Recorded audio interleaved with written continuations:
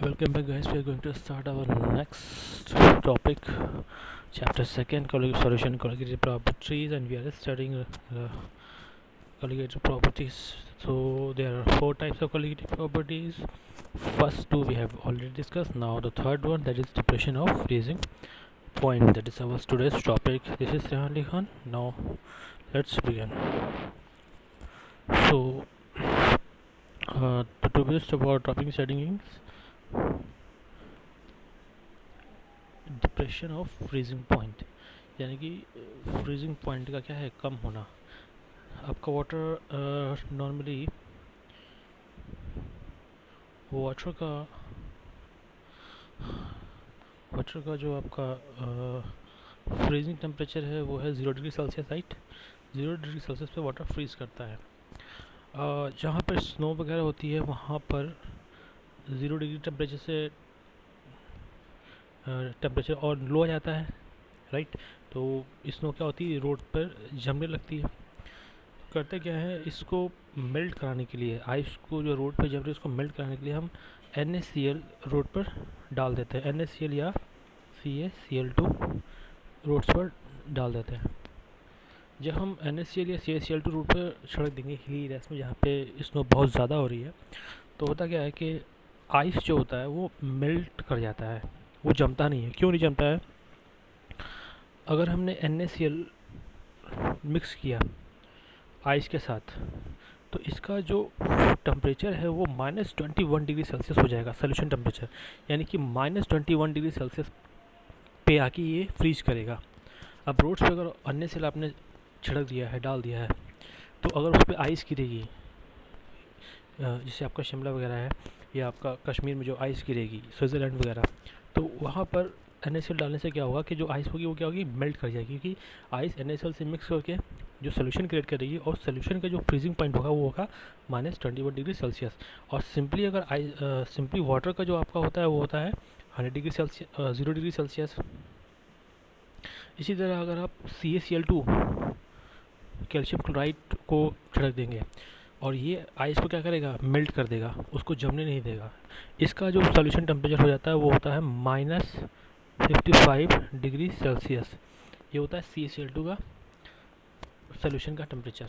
इसीलिए जितने भी हिली एरियाज होते हैं जहाँ पे हैवी स्नोफॉल होती है, तो रोड्स पर से इसको आइस को मेल्ट कराने के लिए हम CaCl2 या NaCl को डाल देते हैं, क्योंकि ये आइस के साथ मिल के सोल्यूशन बनाएगा. और सोल्यूशन का जो फ्रीजिंग टेम्परेचर होगा NaCl के केस में -21 डिग्री सेल्सियस, NaCl के केस में -21 डिग्री सेल्सियस, और CaCl2 के केस में -55 डिग्री सेल्सियस इसका फ्रीजिंग टेम्परेचर हो जाएगा. किसका, सोल्यूशन का. ये आइस को क्या करेगा, मेल्ट करा देगा, राइट. तो आप समझ गए होंगे कि ये जो अब हम देख रहे हैं कि जब हम सोल्यूशन बनाएंगे और सोल्यूशन में अपने सॉल्वेंट को ऐड करेंगे और सॉल्यूट को ऐड करेंगे, तो सॉल्यूट ऐड होने से क्या होगा कि जो सोल्यूशन का टेम्परेचर होगा वो अगर 0 डिग्री पे फ्रीज़ हो रहा होगा, तो अब वो 0 डिग्री पे फ्रीज़ ना होके -21 डिग्री से फ्रीज हो जाएगा. अगर हमारा सॉल्यूट NaCl होगा, अगर हमने अपना सॉल्यूट CaCl2 डाला है, तो हमारा सोल्यूशन का टेम्परेचर किससे जाकर फ्रीज होगा, -55 डिग्री सेल्सियस पे फ्रीज होगा, राइट.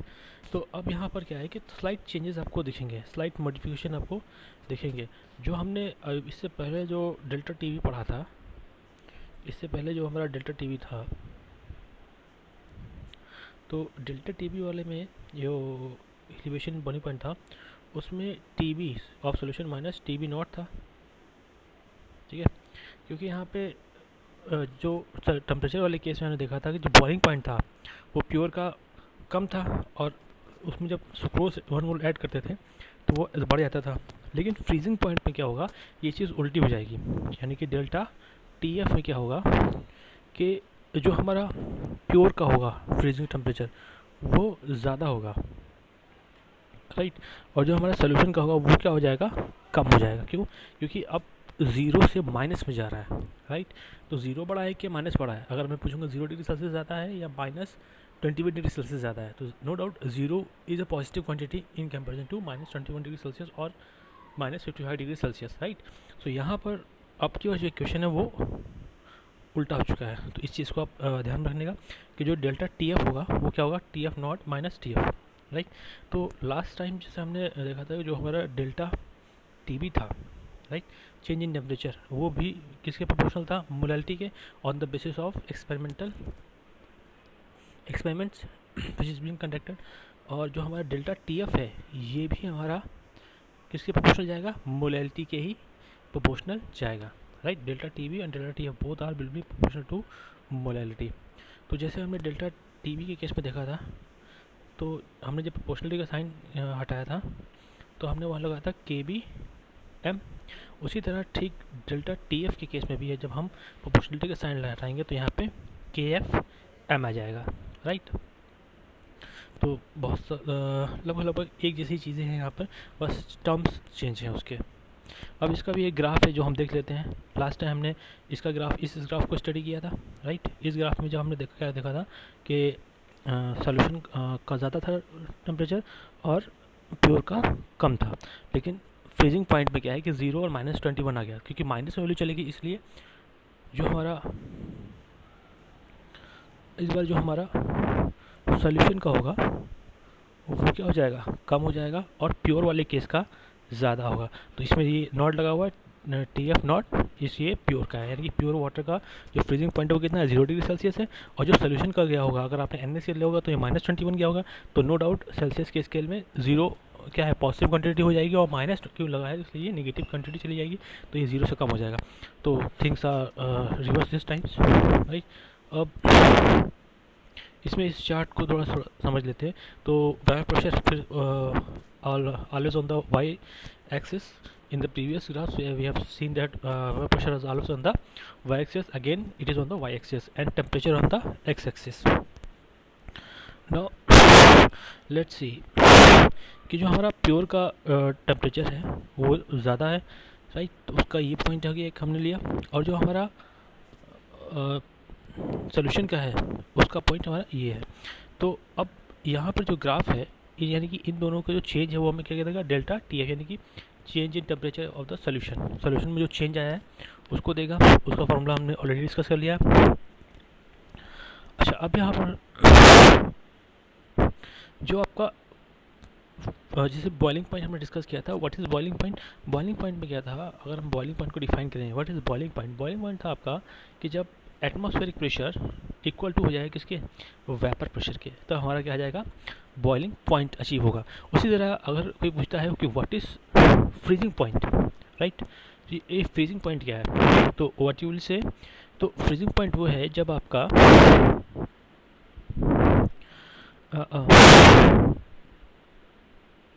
जो आपका सॉलिड फेज होगा, ठीक है, जो आपका फ्रीजिंग पॉइंट क्या है, व्हाट इज फ्रीजिंग पॉइंट, तो आपका हो गया जो आपका सॉलिड फेज है वो आपका इक्विलिब्रियम में आ जाएगा किसके साथ, लिक्विड फेज के साथ।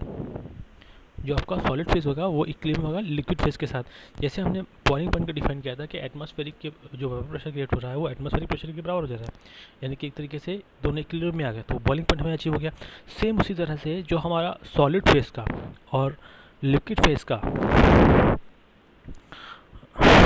जो सॉलिड फेज होगा और जो लिक्विड फेज होगा वो इक्विलिब्रियम में आ जाएगा, तो हमारा क्या चाहिए होगा, फ्रीजिंग पॉइंट, ठीक है। तो फ्रीजिंग पॉइंट को अगर हमें डिफाइन करना हो तो हम कैसे इसको डिफाइन करेंगे, the temperature at which the lower pressure, the temperature at which the lower vapour pressure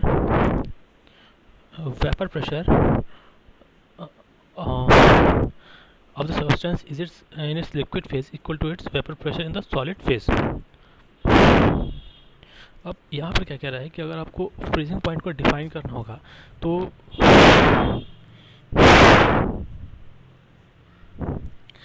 अगर आपको फ्रीजिंग पॉइंट को डिफाइन करना होगा तो आपका जो लिक्विड फेज में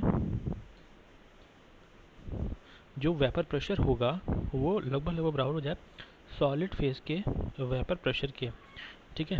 अब यहाँ पर एक क्वेश्चन जनरेट होता है कि ये तो ठीक है, आपने एक्सप्लेन कर दिया कि सॉलिड और लिक्विड क्या है, डायनेमिक इक्विलिब्रियम में आ जाएंगे तो हमें हमारा फ्रीजिंग पॉइंट अचीव हो जाएगा, जैसे हमने बॉइलिंग पॉइंट को डिफाइन कर लिया था। और इसको एक डिफिनेशन, एक प्रॉपर डिफिनेशन देने के लिए हमने कहा कि हमारा जो लिक्विड फेज का वेपर प्रेशर होगा वो लगभग लगभग इक्वल हो जाएगा किसके, सॉलिड फेज के वेपर प्रेशर के, तो हमारा फ्रीजिंग पॉइंट अचीव हो जाएगा। बट यहाँ पर एक क्वेश्चन आप पूछ सकते हो कि सर लिक्विड फेज में भी वेपर प्रेशर हमें समझ में आता है, लेकिन सॉलिड फेज में आप वेपर प्रेशर में कैसे डिफाइन करेंगे हम, क्योंकि सॉलिड का तो कोई भी मॉलिक्यूल ऐसा तो वेपराइज हो नहीं रहा, तो आप कैसे कह रहे हो कि इसका वेपर प्रेशर क्रिएट हो रहा है, मतलब कैसे आप हम इसको समझें, राइट। तो देखो यहाँ पर क्या है, सिंपली एक एक्सप्लेनेशन सिंपल सा ये है कि आपका जैसे लिक्विड है, राइट, सॉरी वाटर है, ठीक है, वाटर आपका लिक्विड फॉर्म में है, ये जो वाटर है जो लिक्विड फॉर्म में है ये आपका कन्वर्ट हो रहा है किसमें, आइस में, ठीक है।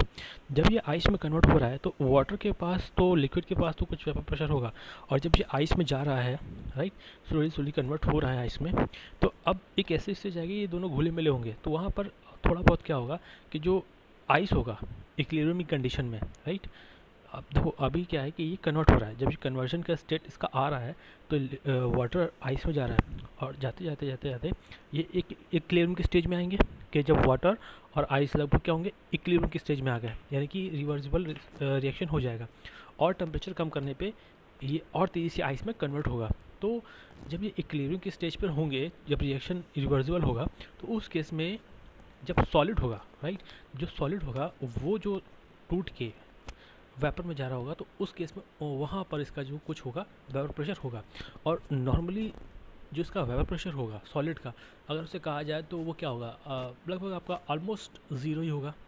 इसका क्या मतलब है कि जब लिक्विड फॉर्म का वेपर प्रेशर ज़ीरो हो जाए, अगर लिक्विड फॉर्म का वेपर प्रेशर ज़ीरो है, इसका मतलब क्या है कि हम उसे कंसिडर कर रहे हैं क्या, वो सॉलिड ही हो चुका है, राइट। तो ये एक कंडीशंस हैं जिसको आप आई थिंक आप समझ गए होंगे, राइट। सो यहाँ पर फिर से एक बार देख लेते हैं कि हमने जो डेल्टा टी नॉट है ये प्योर का है, तो ये लिक्विड सॉल्वेंट है हमारा, और जो टी एफ है ये सॉल्यूशन का है, तो ये लिक्विड सॉल्वेंट, और ये हमारा लिक्विड सॉल्वेंट, और ये हमारा सॉल्यूशन। तो हमने ये लिक्विड सॉल्वेंट के लिए हमने इस डॉट को यहाँ पे मिलाया है, और सॉल्यूशन वाले डॉट को यहाँ पर मिलाया है। उसके बाद जो फ्रोजन सॉल्वेंट है, राइट, जो हमारा फ्रोजन सॉल्वेंट है वो हमारा लिक्विड सॉल्वेंट से क्या हो रहा है, नीचे आ रहा है, राइट, कुछ इस तरीके से डाउनवर्ड जा रहा है, जो कर्व क्या है वो कुछ डाउनवर्ड जा रहा है। डाउनवर्ड क्या रहा है, यानी कि लिक्विड सॉल्वेंट का जो टेम्परेचर है अब वो क्या हो गया, और नेगेटिव में कम हुआ है। नेगेटिव में क्या है, 0 डिग्री से वो क्या है और कम हुआ, अगर अन्य से होगा तो -20 डिग्री सेल्सियस जाएगा, यानी कि वो ग्राफ क्या होगी, और पीछे की तरफ आएगा, नीचे की तरफ आएगा, राइट। तो ये ग्राफ वैसे ही दिखा रहा है कि जो लिक्विड सॉल्वेंट होगा जैसे जैसे उसमें सॉल्यूट बढ़ाओगे उसका टेम्परेचर क्या होगा, घटता जाएगा, राइट। और फिर एक स्टेज क्या है कि ऐसी है जब आपने पूरा अपना सॉल्यूट ऐड कर चुके हो और उसका फ्रोजन सॉल्वेंट आ चुका है, यानी कि वो एन एस केस में -21 डिग्री सेल्सियस। अब यहाँ पे उतना डेटा नहीं दिया तो हमें उतना डिटेल में जाना भी नहीं है। तो इस चीज़ को मैंने ऑलरेडी एक्सप्लेन किया है कि जो डेल्टा टी एफ होगा वो डायरेक्टली प्रोपोर्शनल किसके होगा, मोलैलिटी के, और फिर से एक नया कांस्टेंट आएगा दैट इज़ के एफ, जैसे वहाँ पे के भी आया था इस बार के एफ आएगा। तो जैसे लास्ट टाइम हमने देखा था जो हमारे के बी था उसके 3 नाम थे, 3 नेम्स थे, उसी तरह जो हमारा के एफ है, ठीक है। तो अब जब के बी को 3 नाम दिए हैं आपने, तो के एफ को क्या भी हमने क्या किया, 3 नाम दिया, दोनों एक जैसे ही हैं, लगभग लगभग दोनों कांस्टेंट ही है, राइट। दोनों में मोलर आ रहा है, दोनों ही क्या है टेम्परेचर कांस्टेंट है। तो इस बार इनको भी क्या है कि हम 3 नाम देंगे। सबसे पहला नाम है इसका फ्रीजिंग पॉइंट डिप्रेशन कांस्टेंट, याद करो वहाँ पर हमने क्या बोला था, बॉइलिंग पॉइंट एलिवेशन कांस्टेंट। दूसरा नाम है इसका मोलर डिप्रेशन कांस्टेंट, ठीक है, बॉइलिंग पॉइंट कितने बोला था, मोलर एलिवेशन कांस्टेंट। और तीसरा नाम था इबिलियोस्कोपिक कांस्टेंट इन केस ऑफ बॉइलिंग पॉइंट। और यहाँ पर क्या है, क्रायोस्कोपिक कांस्टेंट।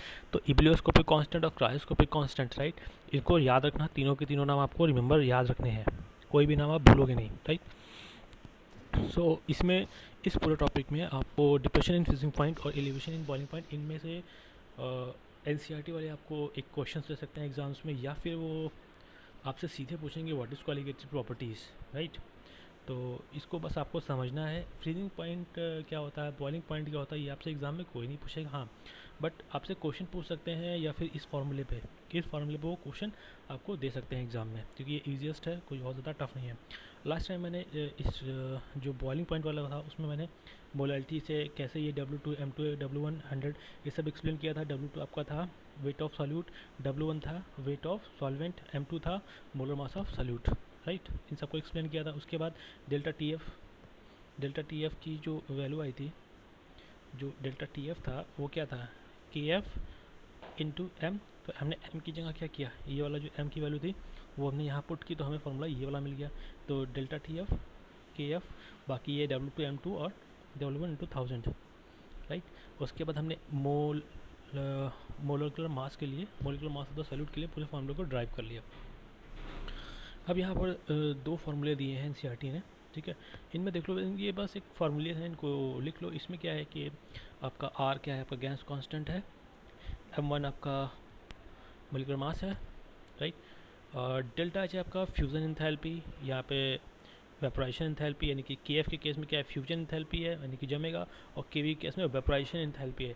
वेपोराइजेशन एंथैल्पी एक मोल को वेपोराइज होने में जितनी हीट लगती है वही आपकी वेपोराइजेशन एंथैल्पी है। फ्यूजन एंथैल्पी एक मोल को जितना जमने में एनर्जी लगेगी वो आपकी फ्यूजन एंथैल्पी, राइट।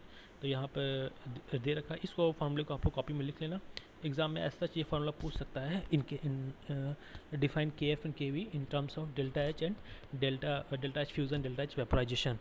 और ये जो है आपके टेम्परेचर्स हैं, राइट। तो टी आपके टेम्परेचर है, ऊपर नीचे आपका थाउजेंड्स है। तो डेल्टा एच फ्यूज़न और वेपोराइजेशन को यहाँ पे एक्सप्लेन भी कर रखा है, enthalpies of fusion and enthalpy of fusion and vaporisation of solvent respectively, right. तो इससे जस्ट फार्मूला आप इसको लिख लेना कॉपी में। उसके बाद क्वेश्चन है, इस क्वेश्चन को आप सॉल्व करना, इसको हम बाद में डिस्कस कर लेंगे। Okay, so in next video we are going to discuss osmosis and osmotic pressure. Thank you.